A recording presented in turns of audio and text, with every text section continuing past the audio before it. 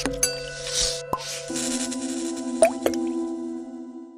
movie we're talking about today, Little Greek Godfather, Πρώτη φορά νονός, as it's also known in Greek, is a comedy film for the whole family. It's directed by Olga Malea and it's set in one of the most beloved Greek islands, Crete.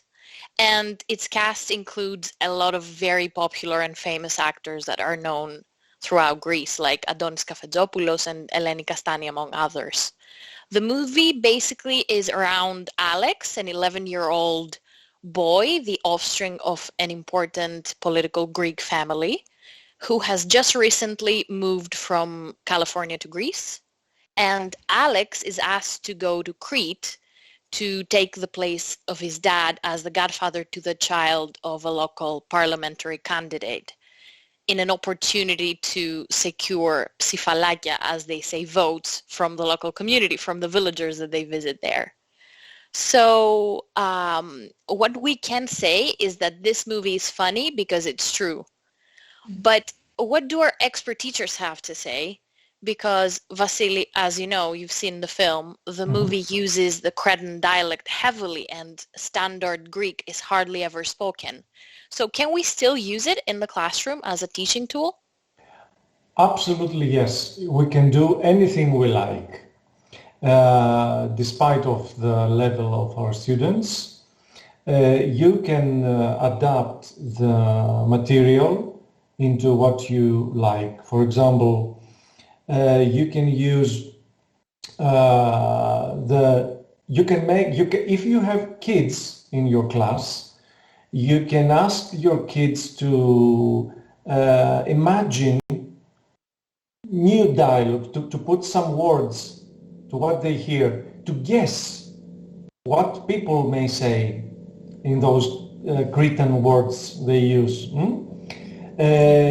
It depends on the level. For the grown-ups, you can do the same or give the chance to them to search a bit about the Cretan dialect and think that even us, the teachers, we're not from Crete. We don't know those words Of course. properly.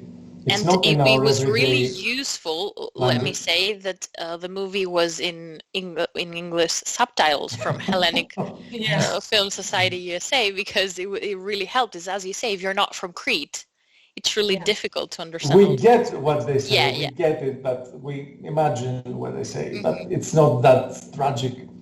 For example, from the first 10 minutes of the film already, the viewer is already exposed to the Cretan dialect, and specifically to very well-known and common and widely used words. Like, for example, around the seventh minute of the movie, where they welcome the boy on the island, we can hear words like epai, like kateo, thoro, that we can easily associate with modern Greek. I mean, even that could be a very interesting assignment for a student to match, to associate the Cretan dialect with the Cretan words with the modern Greek words, like epai is evo, and kateo is xero, and oi, ochi, and all of these that we can hear.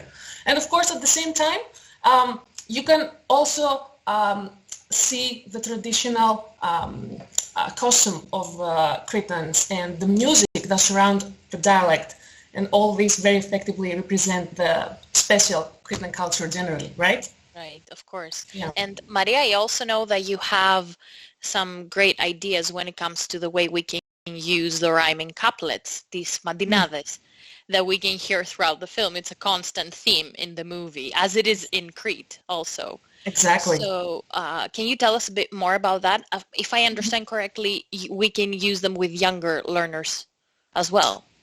Totally, yes. Well, the couplets in Mandinades Mas, it's the most common type of folklore singing in many parts of Greece, but especially, as you said, in Crete, where they're actually performed more often than not in accompaniment of written lira and lauto. Yes, it's very traditional.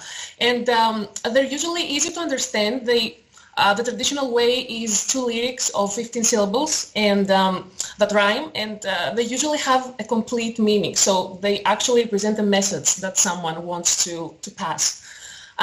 In the film, Already from the first 10 minutes at the welcoming scene in at the port, as a welcoming couplet, we can hear a very beautiful two lyrics couplet, which is very common for Cretans even today to welcome someone.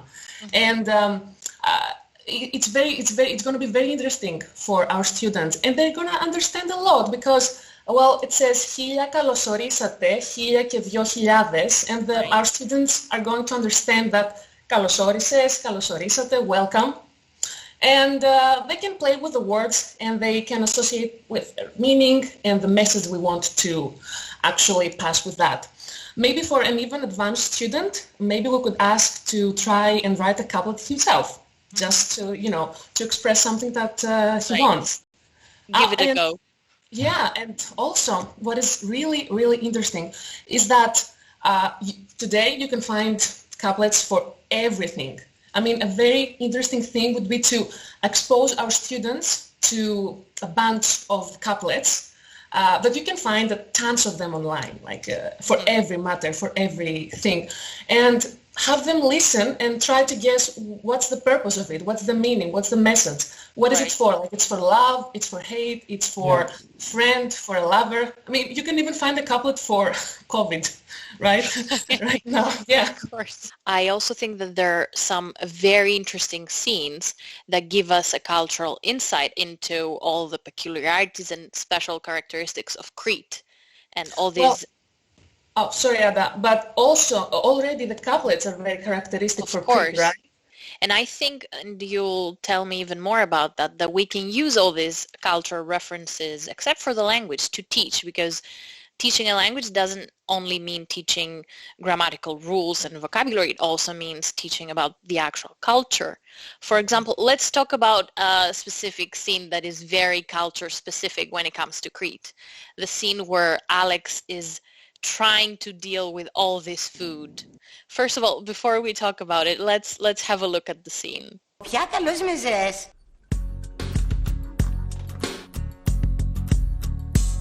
Δεν μπορείτε να μην δοκιμάσετε από τσικοχλιούς μας. Κανείς δεν τις κάνει έτσι εμάς.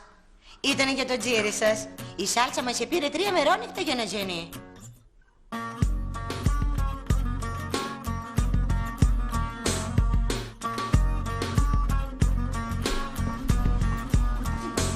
Έλα, η τέχνη της προσποίησης. Ποιος είπε πως δεν θα φάει?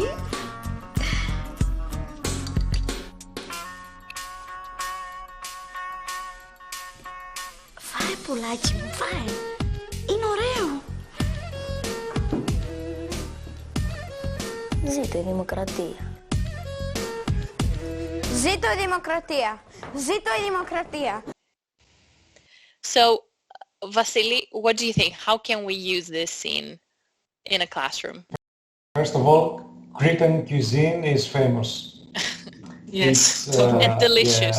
Yeah, delicious and healthy and magnificent. Everybody knows that. Of course, we can tell our students to research a bit about favorite recipes and present recipes of Cretan food in the classroom. But also we can add some Greek slang here as well. We hear a lot "για στα χέρια σου," which is not only Cretan, but we use it widely over Greece. When we eat something delicious, we definitely going to say something to the cook. So "για στα χέρια σου" means may you have your hands healthy and strong so that you can make more of these delicious things. It's very representative and language. It's something that you don't necessarily learn in a book. It's something that you would learn from actual Greeks or when you're in the country and hear people say difficult. that. And shall we also talk about the baptism scene, which is, I believe, one of the most important scenes in the movie, since the whole premise of the movie is that Alex comes to Crete to become a godfather for the first time. First of all, let's have a look at this important scene where Alex finally becomes the godfather for the first time.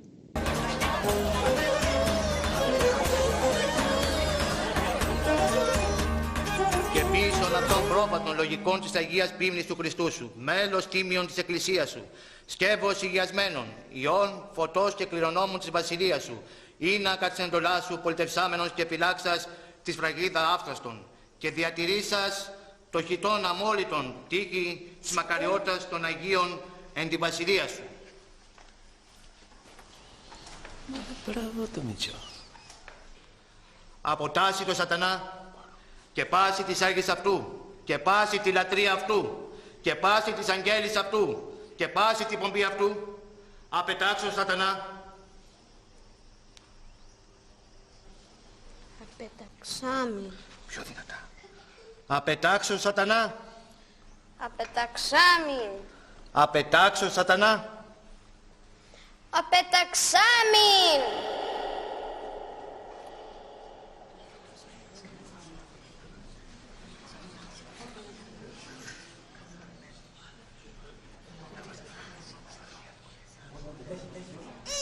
Βαπτίζεται η δούλη του Θεού ελπίδα εις το όνομα του Πατρός και του Υιού και του Αγίου Πνεύματος. Αμήν.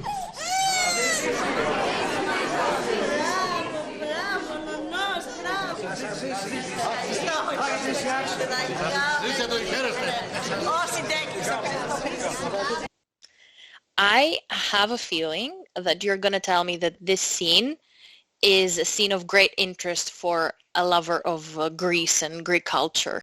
Am I right to think that? Yes, because it's totally different from what a christening is in a Western type church.